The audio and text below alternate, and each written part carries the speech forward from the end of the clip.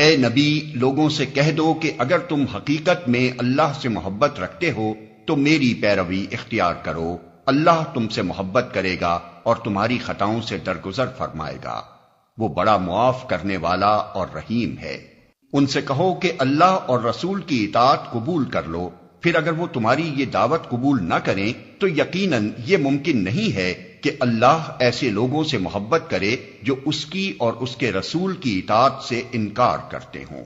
اللہ نے آدم اور نوح اور آل ابراہیم اور آل عمران کو تمام دنیا والوں پر ترجیح دے کر اپنی رسالت کے لیے منتخب کیا تھا۔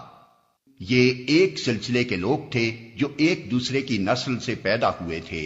اللہ سب کچھ سنتا اور جانتا ہے۔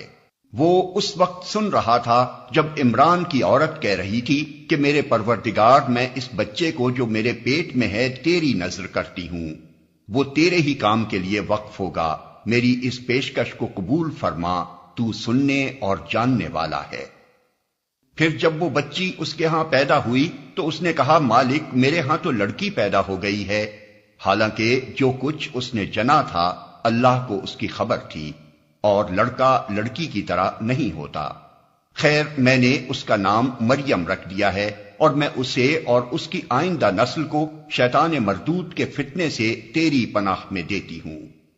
آخر کار اس کے رب نے اس لڑکی کو بخوشی قبول فرما لیا، اسے بڑی اچھی لڑکی بنا کر اٹھایا اور زکریا کو اس کا سرپرست بنا دیا۔ زکریا جب کبھی اس کے پاس محراب میں جاتا تو اس کے پاس کچھ نہ کچھ کھانے پینے کا سامان پاتا، پوچھتا، مریم یہ تیرے پاس کہاں سے آیا؟ وہ جواب دیتی، اللہ کے پاس سے آیا ہے، اللہ جسے چاہتا ہے بے حساب دیتا ہے۔ یہ حال دیکھ کر زکریا نے اپنے رب کو پکارا، پروردگار اپنی قدرت سے مجھے نیک اولاد عطا کر، تو ہی دعا سننے والا ہے۔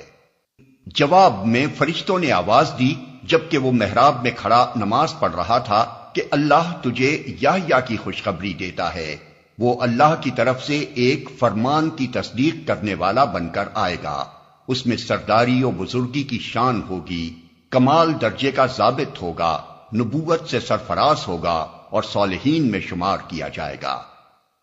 زکریا نے کہا، پروردگار بھلا میرے ہاں لڑکا کہاں سے ہوگا؟ میں تو بہت بوڑھا ہو چکا ہوں اور میری بیوی بانجھ ہے۔ جواب ملا، ایسا ہی ہوگا، اللہ جو چاہتا ہے کرتا ہے۔ عرض کیا، مالک پھر کوئی نشانی میرے لیے مقرر فرما دے۔ کہا، نشانی یہ ہے کہ تم 3 دن تک لوگوں سے اشارے کے سوا کوئی بات چیت نہ کرو گے یا نہ کر سکو گے۔